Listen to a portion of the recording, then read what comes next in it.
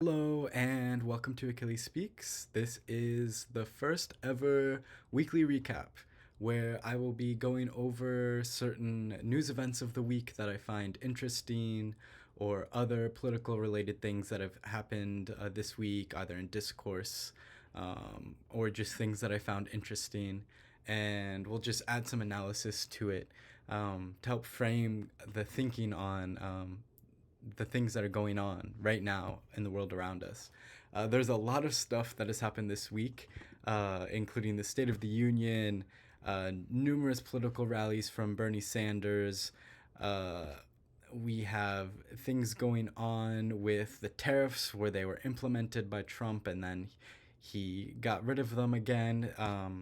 There's a lot going on right now, to say the least, and we're gonna touch on a lot of these topics. Um, firstly, obviously, a big point of this week was the State of the Union address. While it wasn't technically a State of the Union address for certain reasons, but that's like really getting into the minutia of certain details of what a State of the Union address is. For all intents and purposes, it was a State of the Union address. It basically was the same format with the same purpose, essentially. Um, I'm just going to refer to it as a State of the Union address. So this was a very interesting address, to say the least. And it pointed out a lot of divisions, both divisions within the country at large and within the Democratic Party more specifically. Uh, I am a political nerd and I've watched State of the Union addresses for years. I always find them interesting. Just it lays forth what the president thinks is most important for the coming year, and I think it's very important to be an informed citizen on what's going on around us and what the priorities of our government are. And so I make an effort to try to watch a State of the Union address. Since at least the Obama administration. So Obama, Trump, Biden, and now back to Trump again. I can't say that I've seen every single one, but I've definitely seen the majority of them in that time frame. And there were definitely a few things in this one that stuck out to me. Um, Namely, was how the Democrats really never stood up the entire time. It is normal in the State of the Union for certain partisan topics that the opposing party of the president won't stand up, but it is not normal at all for the opposing party to not stand up ever during the speech. And that's what we saw. And I think that is a damning reflection of the state of the country right now and the state of intense partisan divide, where even 10 years ago, even in Trump's first term, I believe Democrats would stand up for certain parts of the speech. Typically, the president will put in certain statements into the speech that hopefully the whole country can unify around and get both parties to stand up to whatever was just said by the president. Like, you know, I love puppies. That's supposed to be something that everyone can agree on and it's pretty nonpartisan, that type of thing. Um, but Trump is obviously a very divisive figure. He made a lot of jabs at the Democratic Party, specifically in the speech, which is also not normal for to be that explicit. He even called out Senator Warren at one point directly during the speech. That is not normal. Um, and as you've seen this kind of degrading of public discourse generally in America over the past decade or two, that is starting to manifest in the State of the Union, where you can see just point blank how stark these partisan divides are getting, where one party isn't even willing to stand up and applaud for the president. And I'm not saying that's a bad thing necessarily that they didn't stand up. Um, I think it made sense for the Democrats to not stand up to show their disapproval of how Trump is governing. Um, but I think it is indicative of a sick political system which is highly unfortunate that we've found our place in such a starkly divided society. And again, I'll reiterate this: this is not normal. And a healthy, thriving, functioning democracy cannot continue under such intense partisan divisions like this. Um, Most of the Democrats just kind of sat quietly the whole time. Even a lot of them were on their phones. There were shots of them just like looking at their phones, not even really paying that close attention to the speech, which is interesting. But some Democrats did do something. There were a large proportion of Democrats that hold up signs that said false or like what was it like Musk steals or yeah, Musk steals and false. I guess to make a point. Um, I honestly don't hate this. I think, in a thriving democratic society, I think it's completely fine and should be acceptable for a party to hold up signs peacefully, not making disruptions to the State of the Union, really, but still making a point and making it known. Like, it, I will say, though, while I do think it should be okay to do this, again, it is indicative of our environment right now because typically, historically, it is not very common for these types of things to be introduced into State of the Union addresses with signs and other things like that. Yes, it has happened on occasion in the past, but it's become consistent in recent years for opposing party to make points like this. Um, but overall, there are some people that are criticizing it by going too far, which is crazy to me. I don't think it went too far, even remotely. Um, there are a lot of people saying that Democrats didn't do enough, and my only question is what would some people in the Democratic Party like to see? I think we need to be more explicit about what we want to see because I've seen a lot of criticisms of Democrats for not doing more during the State of the Union, but I haven't seen a lot of providing examples of what they wanted Democrats to do. Um, I will say though, the person that did make most or the biggest splash of the State of the Union was Representative Al Green from Texas, who stood up waving his cane, saying that Trump has no mandate, disrupting the proceedings. Representative Green was indeed the Democratic member of Congress that made most of a splash, most of a statement during the State of the Union, and it certainly has ruffled many feathers, both obviously within the Republican Party, but the Democratic Party as well, where you had 10 centrist Democrats voting to censor him after this act of disapproval during the State of the Union. I understand that many of these centrist Democrats made a political calculation where they thought they needed to vote that way on this issue, but I don't agree with it. Um, Overall, I don't think for the average American voter this is an important issue to them, and I honestly think it sends the wrong message. I think the Democratic Party needs to allow a free, open spirited debate about what the party's response to Trump should be and where the party goes next. It shouldn't be a top down censoring of certain styles of trying to combat Trump. If the Democratic Party really wants to combat Trump, what it should, it needs to be trying a plethora of different strategies and seeing which one sticks with the electorate.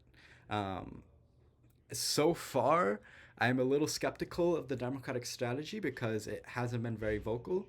Um, I have heard some commentary, some interesting commentary, that this may be on purpose to try and have Trump kind of run the news cycle and tire people out, and they'll eventually sour on him.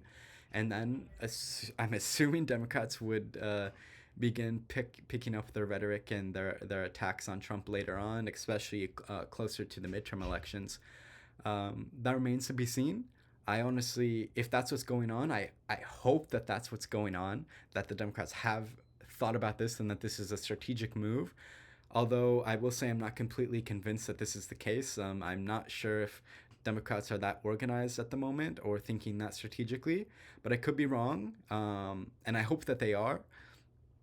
But only time will tell. And I will say that, and I'll discuss this further on in different videos as well, that if the Democratic Party isn't careful and leadership isn't careful and they don't pick up their rhetoric or pick up their attempts to resist Trump, I think they will see some sort of Tea Party movement against a lot of incumbent Democrats in the midterms coming up in 2026. You can see that the base of the Democratic Party is not happy so far with the response. So it'll be interesting to see if this is a short-term strategy where they're biting the bullet right now, or whether this is not a strategy and they are just continuing to flail. Um, but it will be interesting to see how that plays out.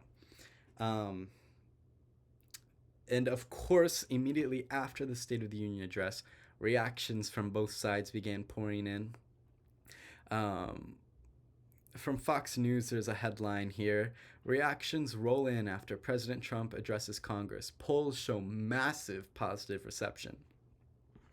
And it's physically referring to a CNN poll that showed that 69% of respondents had a net positive view of the speech.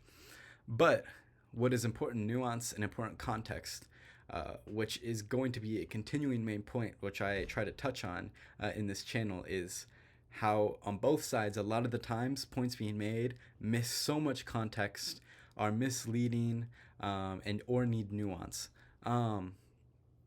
So a couple things here about these supposedly massively high approval ratings for Trump's speech.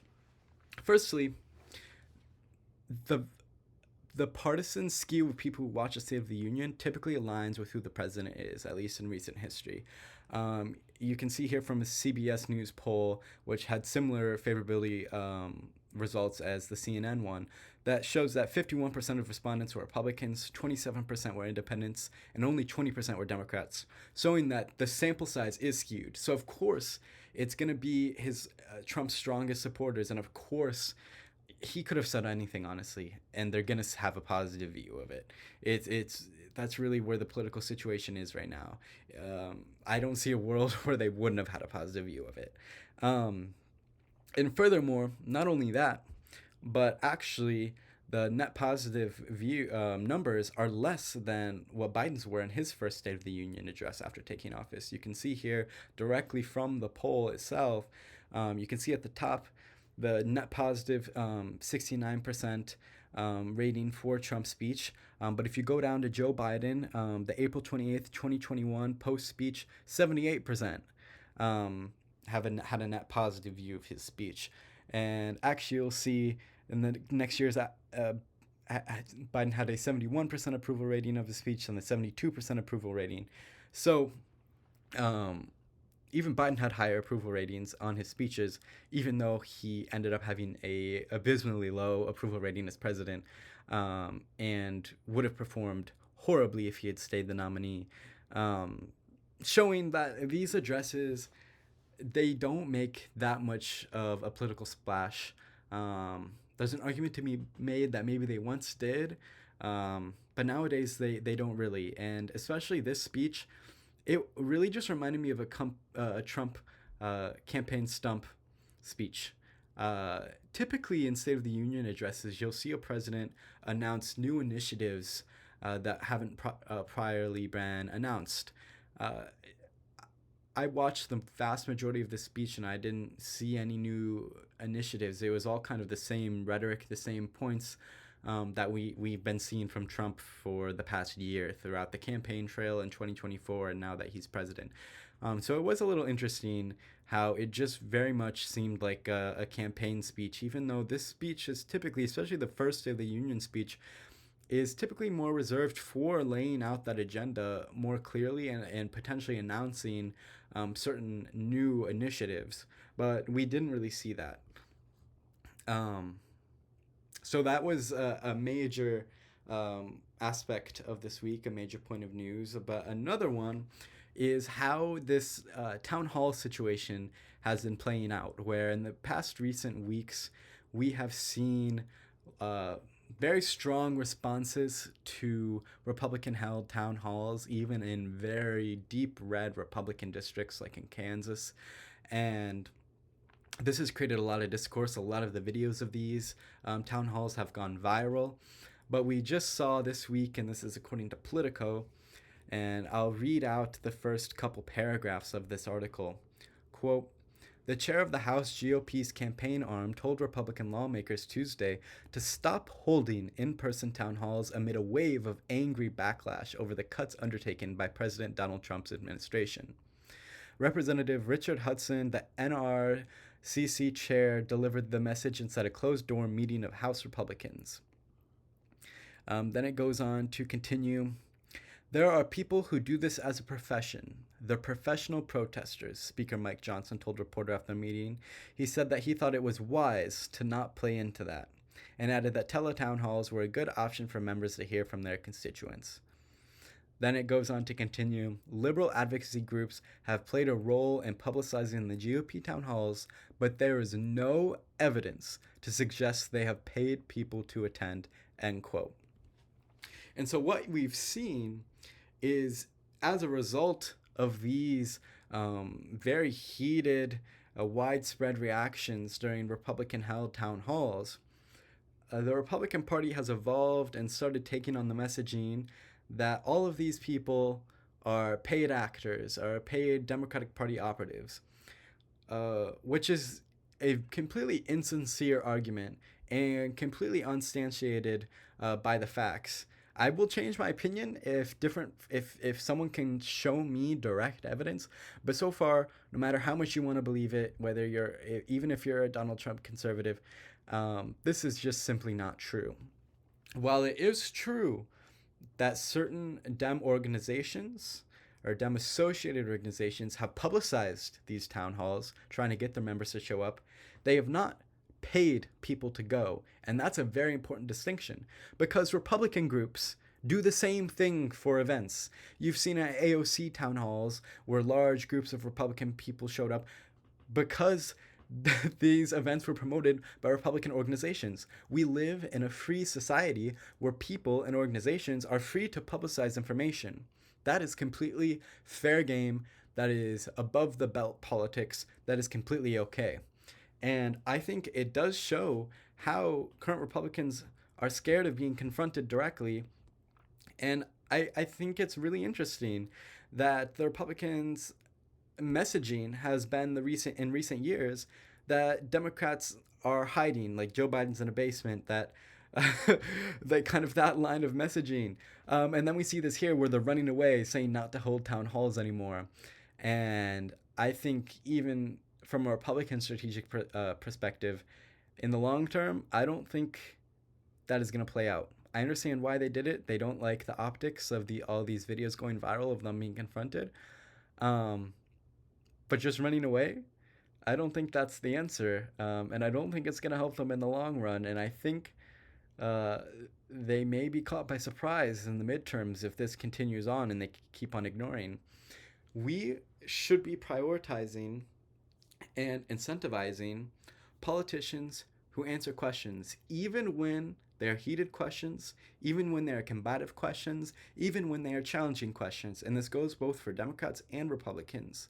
Our elected representatives should be out in the streets, out in town halls, out in the communities, directly addressing these types of questions, because it represents the vitriol that a large proportion of the American population has in the political process right now. And I think just ignoring that is a horrible idea. But here we are. One person, though, who is actually going out and doing rallies is Bernie Sanders. And he has had some very electric and surprising results. He's gone to Omaha, Nebraska. He's gone to Iowa. And then just this past week, he was in numerous places in Wisconsin and Michigan on his Fighting Oligarchy, Where We Go From Here tour. This is what Democrats need to be doing, is exactly this. And it is a sad state of affairs that it what I don't remember his exact age. He's in his 80s, and he's out here with vigor, going out directly to the population and talking to them and engaging with them, and people are showing up. Um, Here from on X from Anna Barr. I believe she is associated with the Sanders campaign in some capacity. Um, this tweet says, "Okay, now I can put a hard number on it. 10,512 people came out to hear Bernie Sanders in Warren, Michigan today. Negative flake rate. Attendance exceeded RSVP. We had to turn away 2,500 people at the door. Uh, that isn't it either. Um, you also see these large crowds in his Wisconsin speeches as well. And then here's a picture of Bernie Sanders on the bed of a pickup truck in Warren addressing the second of three overflow crowds. I really think that this is what we need to be doing. I think we need to be going out there and having an honest, candid, respectful, level-headed conversation with with the people of America about the issues that we're facing. Because I think Democrats right now, it just seems like they're hiding. And it seems like they have been on a lot of issues. It seems like Democrats have been playing defense for a very long time. And it's time to go into offense if you want to combat these kind of authoritarian undertones of the Trump administration, which is incredibly concerning. It needs to be addressed on a day-to-day basis and point it out. But in order to be effective messengers on this, Democrats need to gain people's respect back. That means going out and talking to people and framing the issues the way that Bernie does, which I think is correct. That many of the issues we face today in our country stem from the grotesque levels of wealth inequality we have, where the wealthy are ripping everyone else off and instigating social class warfare. So we're so divided, so focused on all of these things that we're not focusing on the pillaging of the middle class that's happening. We need to reassess our priorities as a country, and the Democratic Party specifically needs to reassess what its priorities are, what its message is, and where it's going from here. Because right now, it is flailing. I don't know what the party's doing. It needs to get it together, and it needs to get it together quickly. Um, but overall, I have been very impressed with Bernie's methods. I admittedly have always been a fan of Bernie. He's who inspired me to get interested in politics in the first place, and he's of course not perfect. No person is, especially no politician. And I'm not going to say I've agreed with him 100% of the time, and sometimes I have questioned his strategies. But overall, I really do think he's authentic and has the right framing for the issues we face today as a society. And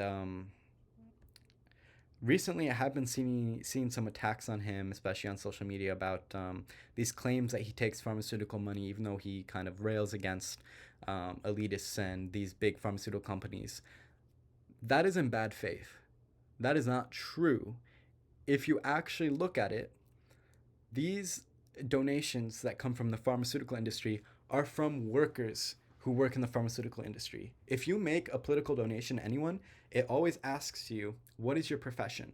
So if someone says they work in the pharmaceutical industry, that that is what that is. It is ordinary people. It is not coming from the companies themselves or executives who are then expecting a certain political favor back.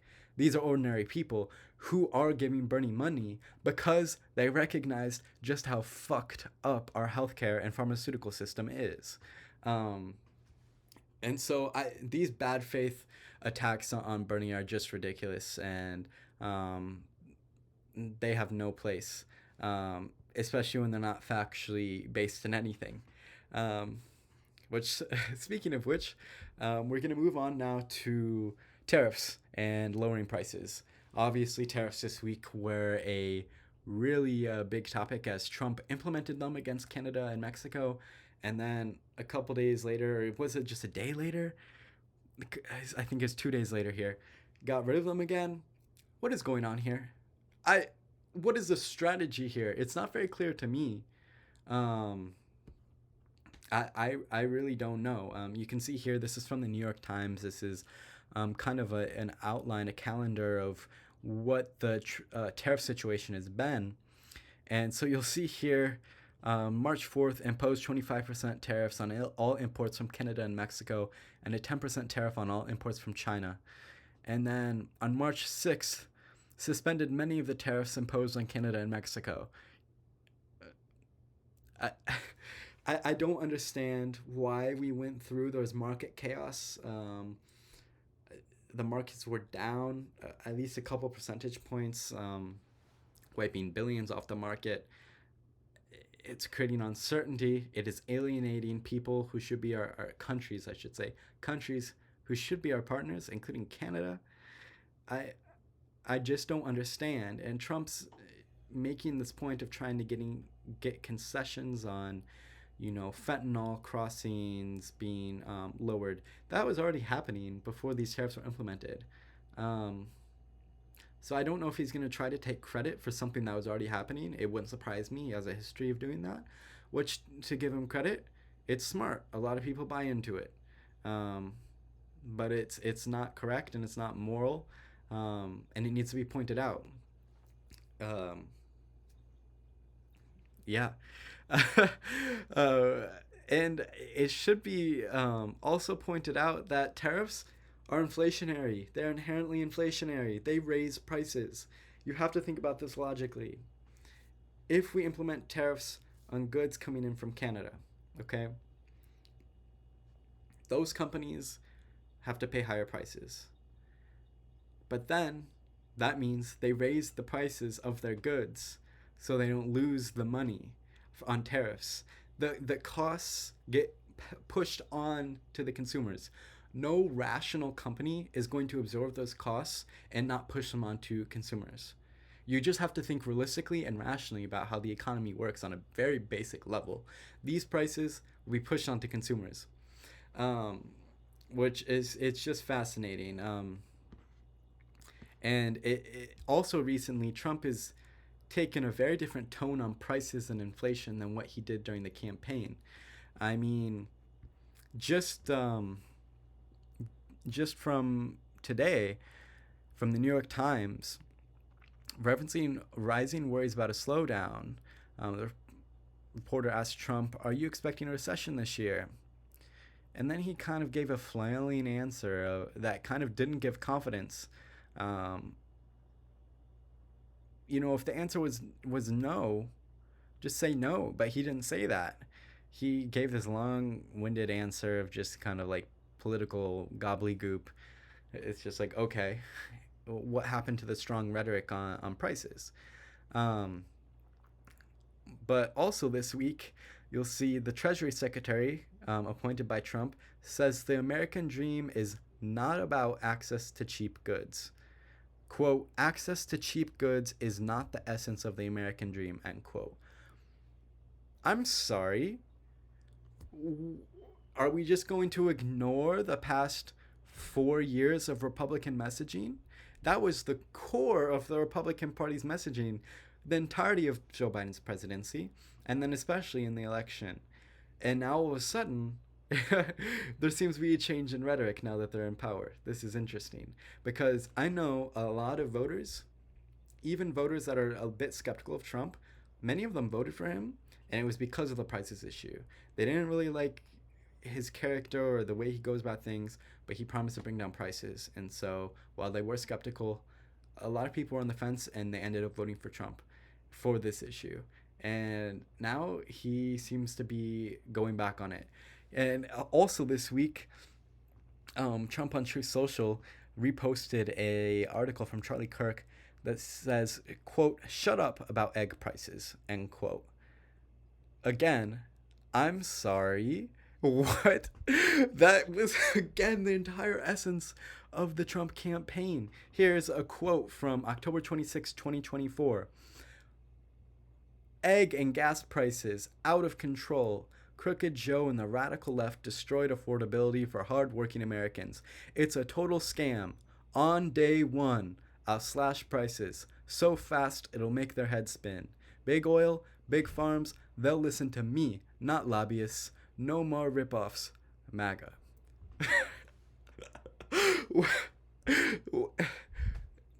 Again, I could put up probably hundreds of Truth Social posts, and if I went back and looked, I could probably pull up hundreds of videos from his rallies and news appearances where he is railing about these points. I'm here today with a message of hope for all Americans. With your vote in this election, I will end inflation. I will. And now, of course, and I agree, the rational argument for egg prices right now is it's being caused, this inflation on egg prices is being caused by the bird flu. That is true, and that is a large proportion of the reason for this increase.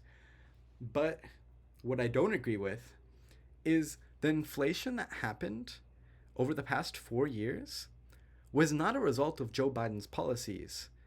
And Democrats this past election, I don't think were very good messengers on this. This is a fact. Inflation after COVID was a worldwide event. Another fact for you. Inflation was worse in numerous other countries. Inflation peaked at a higher rate, I should say, in the UK than it did in the US. That is a fact. Another fact, the US had the fastest economic recovery of the G7 nations after COVID and quickly brought inflation back down to normal levels. Yes, inflation was bad, and yes, it happened to happen under Joe Biden's presidency. But if it had been caused by Joe Biden's policies, you would have seen the majority of the inflation, the worst effects of inflation, here in America. But no, that is not at all what we saw. And so there's a lot of complex factors for why inflation was up. But the Republicans in bad faith just blamed it on him, saying Biden increased inflation, as if there's a lever somewhere where he can just increase inflation. That it was in bad faith. I'm glad that Republicans finally are willing to be rational and look at some underlying causes, but it is so blatantly political opportunism that I'm not willing to accept it. And I think Democrats should continue hammering on the egg prices because Republicans didn't show Democrats any mercy or show any rationality towards the issue or nuance or actually intelligence about the issue. And I think that was on purpose. Again, it was to make it a political point. And so I don't think Democrats should either. That's just where we're at. Moving on to another issue, which is incredibly scary, and this happened today. This is a AP News article about a Palestinian activist who attends Columbia being arrested and revoked their green card. And I'll read a bit from this AP News article. Quote, federal immigration authorities arrested a Palestinian graduate student who played a prominent role in protests against Israel at Columbia University. According to his attorney, agents entered his apartment and took him into custody. When ICE agents arrived at the campus building Saturday, they also threatened to arrest Khalil's wife, an American citizen who was 8 months pregnant. The authorities declined to say why he was being arrested. And then, in addition to this, Marco Rubio, the Secretary of State, tweeted on X here, quote, we will be revoking the visas and or green cards of Hamas supporters in America so they can be deported, end quote. I thought the Republican Party was supposed to be the party of liberty, the party of free speech. After all, I've heard ad nauseum in recent years from conservatives about how their voices are being silenced, which is curious because I've heard so much about how their voices are being silenced, meaning they have a voice because they can hear what they're saying and they're choosing to spend their time saying that. That's another point which we can go to in a different time. But this is blatantly just suppressing free speech. And it's just the suppressing of free speech of people that happen to disagree with Trump. So, of course, Trump and many of his followers are just going to, applaud it on and not second guess it just because it suits them politically and because a lot of the rhetoric on this has been in bad faith. Just because you support Palestine does not make you a terrorist. That um, unless again they haven't said why he was being arrested, which is scary. I mean, I'll retract things if evidence comes out that he was planning something violent or did something violent or something of that nature. But as of now, with the facts that we have, um, that is not the case. And so this is literally a violation of the First Amendment. This is an attack on free speech by conservatives. They are silencing speech. This will have a chilling effect on free speech. It is anti-liberty. It is anti-American, and it is against, the founding principles of America. Our founding fathers, I think, would be appalled, and they justify this in that he supports Hamas, which this is an issue that can really snowball and is very scary and should not be allowed in a free society, where they are just going to claim that everyone with a broad stroke, that everyone who's like pro-Palestine or who's protested is just a terrorist, anti-American. They could claim that about so many different people. This is something that cannot be allowed, should not be allowed, and I'm very much hoping that the courts will do something about this, because I believe it is in the courts court now. The ball is in their court to address this.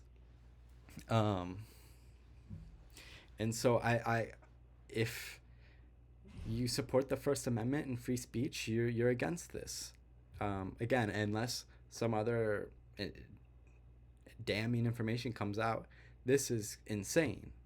And it's just crazy that the conservative party in America, the Republicans, I don't think they're very conservative anymore. What does conservatism mean anymore? Because it certainly doesn't mean what it used to. It just seems like supporting whatever Trump says, which doesn't seem like an ideology. It seems more like a cult. And this is part of a concerning trend targeting American universities. Here's a letter sent to Georgetown in D.C. this week from a Trump-appointed U.S. attorney saying that it has come to my attention recently, or reliably, that Georgetown Law School continues to teach and promote DEI. This is unacceptable, etc., etc. At this time, you should know that no applicant of our fellows program, etc., etc. Basically, they won't hire anyone or take anyone from the program because they supposedly have DEI programs.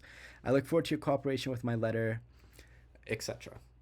This is from a U.S. attorney, a member of the law enforcement branch of the United States, basically threatening a free speech university, a university in the United States of America.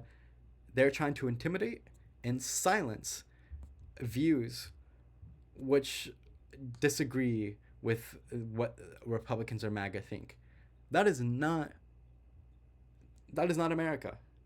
It is anti-American, and we need to call it out for what it is, and we need to start calling Republicans, if they're going to support things like this, anti-American. You can't call yourself a patriot and support censorship like this. It just doesn't work that way.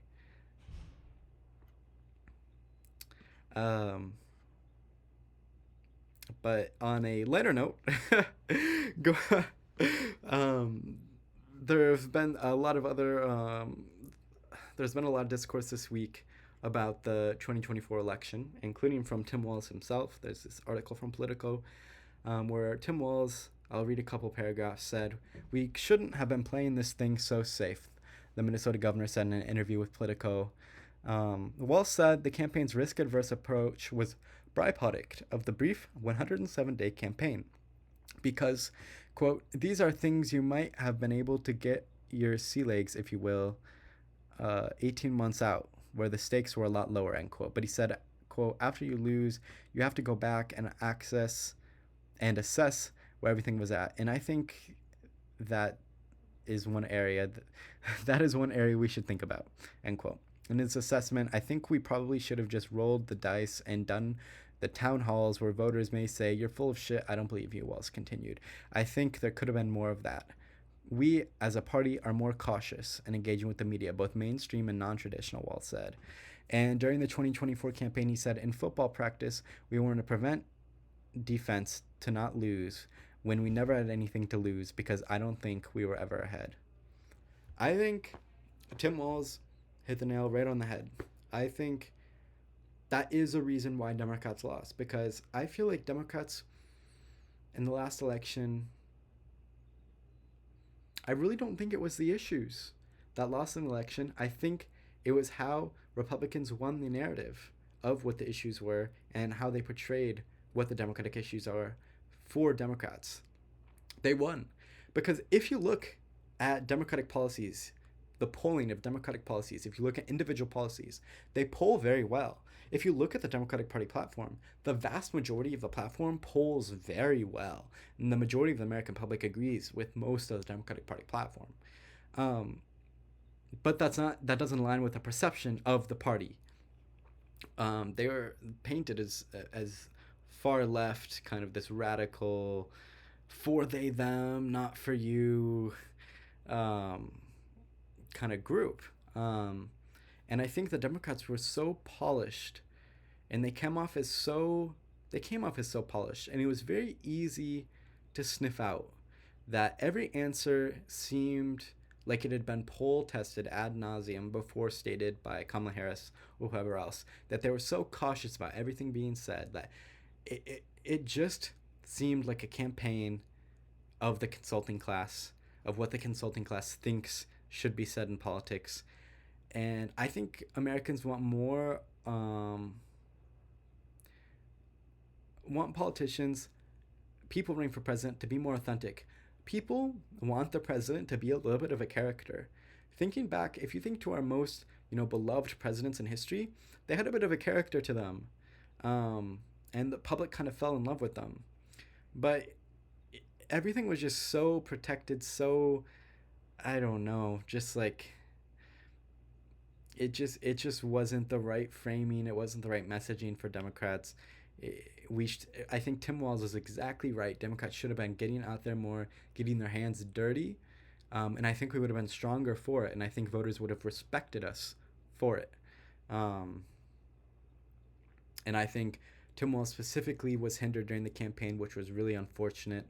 I think he was kind of nuzzled. I think he could have contributed a lot more to the campaign in a positive way than what he was permitted.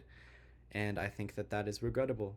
And I think a lot of mistakes were made. I think the very beginning of Kamala's campaign, like the first month, was really good. And then once we got into, September, October, I think that's where things started to kind of, the magic was lost. The one goal that of the campaign should have been to kind of continue that magic that it had right at the start. But I think it lost it. I think it lost it somewhere in September and October and never gained it back, which is unfortunate. And so, obviously, the Democratic Party has been doing a lot of soul searching. And there's been some discourse about how a centrist group rails against leftist identity politics and purity test, where a centrist group basically met near DC, outside of DC, at a retreat, and they came up with a bunch of solutions for where the party should go. Some of which, honestly, are good, and I'll go through them. Some of them are dog shit. Um, to put it simply, here's a segment from Playbook where they talk about some points that stuck out to them. The party should, quote, embrace patriotism, community, and traditional American imagery. I think I agree with that. I think Republicans shouldn't have a monopoly on patriotism in America. I think Democrats should take the lead and say, actually, we're the patriotic party because we stand for all these values. And the Republicans are not the patriotic party. I think we need to flip the script. But I think that takes time to build that messaging. Next one, Democrats should ban far-left candidate questionnaires and refuse to participate in forums that create ideological purity tests and move away from the dominance. Okay, wait, I'll end there because I want to address the first part, and then the second part's a whole different thing. So ban far left candidate questionnaires. The candidate questionnaires, like, okay. Um, I do think we should move away from ideological parity tests. I think in order to win, we need to be a big tent. And I would rather win and do good rather than try to be ideological peer and lose. Sorry, I think just I don't know, that just seems to me to be the most rational kind of calculus of the situation. So I agree with that. But the second part is the most insane part of this whole thing. Move away from the dominance of small dollar donors whose preferences may not align with the broader electorate. The broader electorate are the small donors. That is the only that are the like the small dollar donors are the only ones that are actually reflective of the normal population. Otherwise, it's big pack money corporations who have clear interests for, financial gain or whatever. The small dollar donors are what Democratic candidates and Democratic Party should be going after. We need to reduce the stranglehold on corporations in our political process, and that is just whoever came up with that point is completely brain dead, to put it simply. Um, Next one, push back against far left staffers and groups that exert a disproportionate influence on policy and messaging.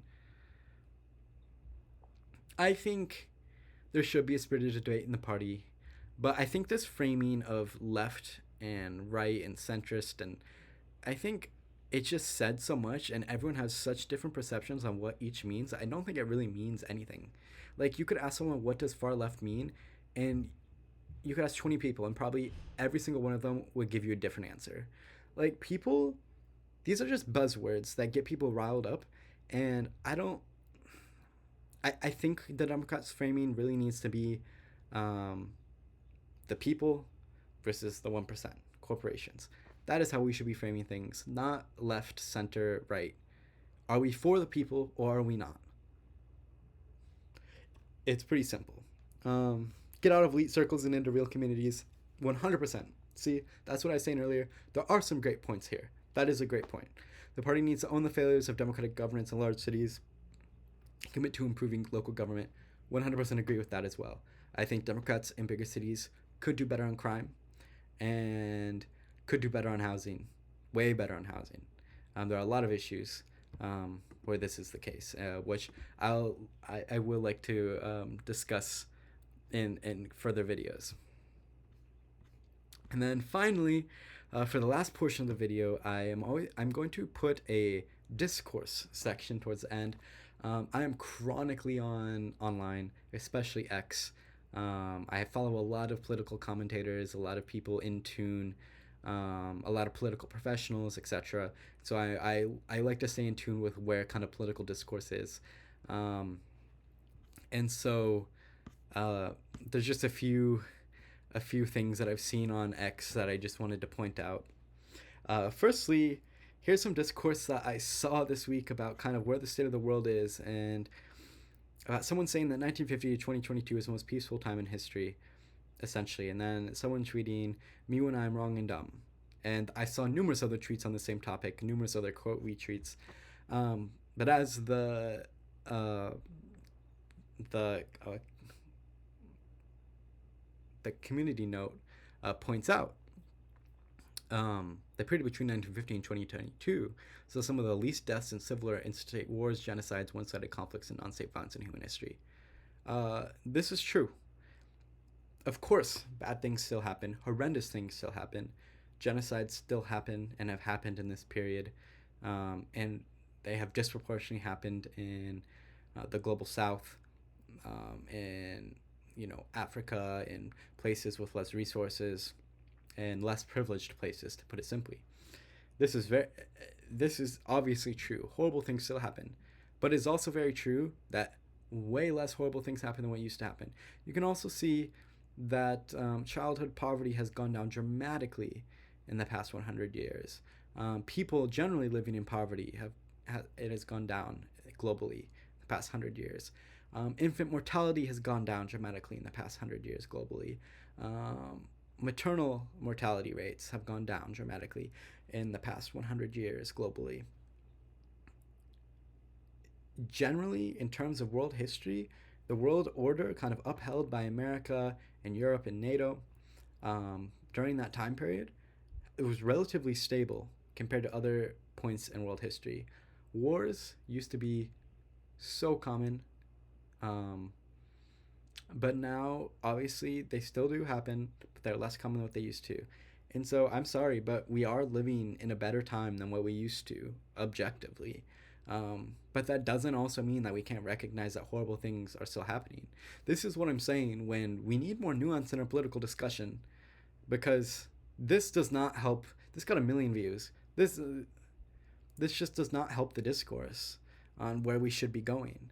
Um, and then another post on X that I saw came from Elon, which I thought was a parody at first when I saw it, to be honest, where it says, uh, he says, why does 90% of America loves Doge? And then it's a picture and it says, watching Trump slash federal programs knowing it doesn't affect you because you're not a member of the parasite class.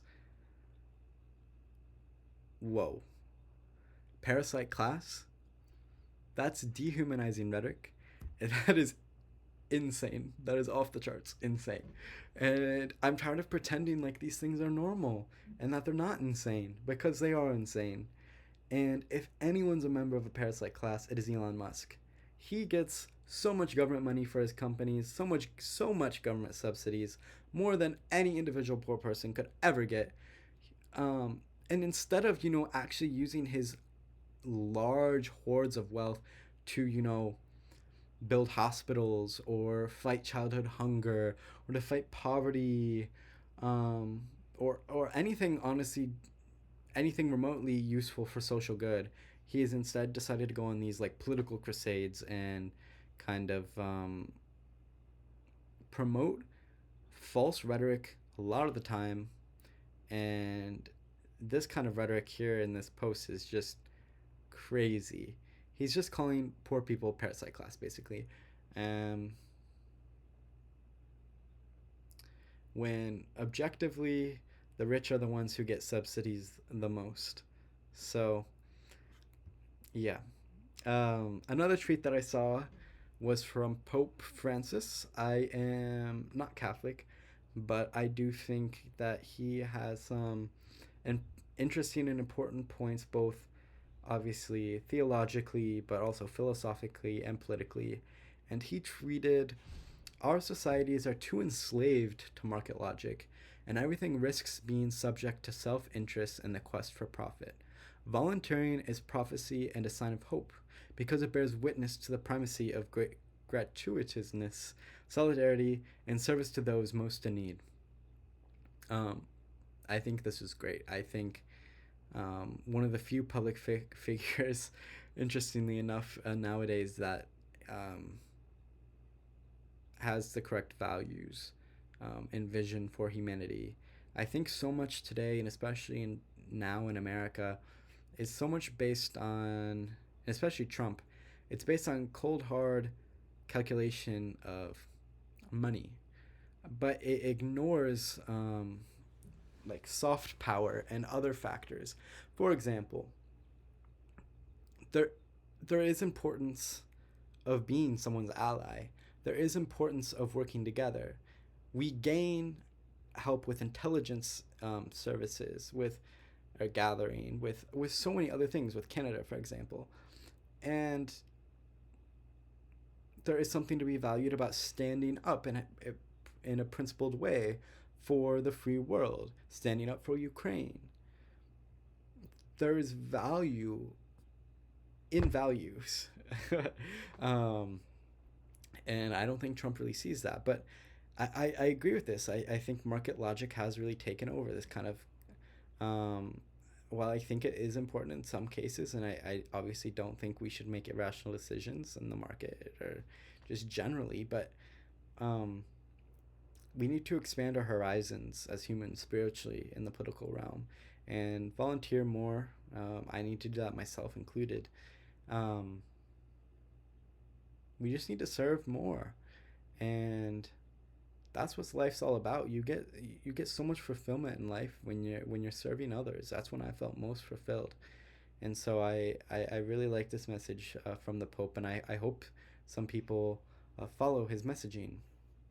And then lastly, I saw this posted on X about the US being the only country in the world at the UN to vote against the International Day of Hope.